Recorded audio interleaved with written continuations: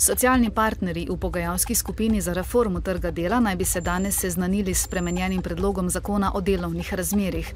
Ta naj ne bi več vključeval 3, temveč zgolj eno zaposlitveno obdobje. Predvidel pa naj bi tudi dodatno mehčanje postopkov odpuščanja.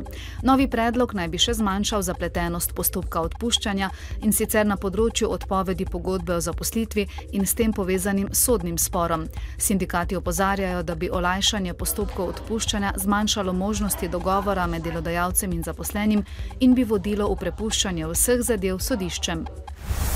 Začetek današnje seje v Državnem zboru je namenjen poslanskim vprašanjem premierju Janezu Janši.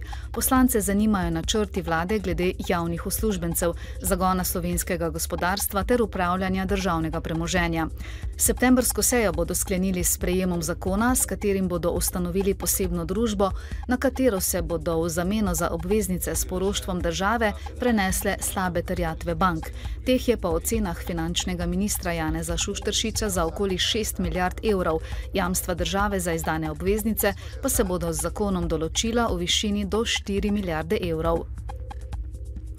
Vodenje Nove Ljubljanske banke je dopoldne prevzel Janko Medja, potem ko mu je Banka Slovenije včeraj dala licenco.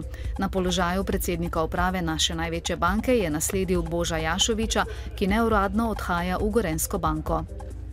O polnoči so se kljub zvišanju trošarin znižale drobnoprodajne cene pogonskih goriv v Sloveniji. Neosvinčeni 95-oktanski bencin se je pocenil za 3,2 centa, neosvinčeni 100-oktanski za 3,4 centa, dizelsko gorivo pa za 2 centa. Znižala se je tudi cena kurilnega olja, in sicer za 2,6 centa za liter.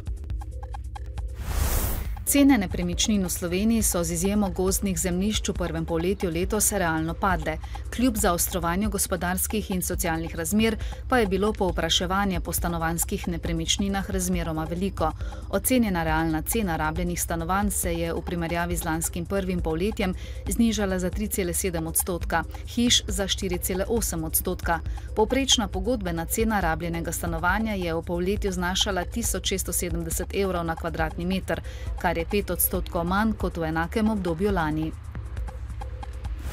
Oktober bo v Mariboru v znamenju avstrijske umetnosti. Danes bodo tako v Vetrinjskem dvoru odprli razstavo zgodovine Evrope v fotografijah od leta 1945, enega najpomembnejših avstrijskih fotografov Ericha Lessinga, ter dokumentacijsko razstavo ob 150. obletnici rojstva slikarja Gustava Klimta, ki velja za enega začetnikov moderne. Z audiovizualnim spektaklom mednarodno priznane in večkrat nagrajene japonske glasbene zasedbe Open Reel Ensemble pa se bo zvečer v mariborskem kinu Udarnik začel že 18. mednarodni festival računalniške umetnosti. Del festivala bodo tudi delavnice, predavanja in razstave. Pretežno oblačno bo, nad Štajersko se bo delno zjasnilo, ponekod na zahodu in jugu bo še nekaj dežja. Temperature bodo zjutraj od 8 do 14, dnevne od 17 do 23 stopinj Celzija. V četrtek bo delno jasno z zmerno oblačnostjo, ob morju bodo še možne manjše krajevne padavine. V petek bo delno jasno in po večini suho. V dnevniku televizije Maribor ne zamudite. Mariborski klinični center je dobil evropska sredstva za nov urgentni center. Kitajski dijaki se z vrstniki z druge gimnazije v Mariboru učijo slovenskih plesov in osnov jezika.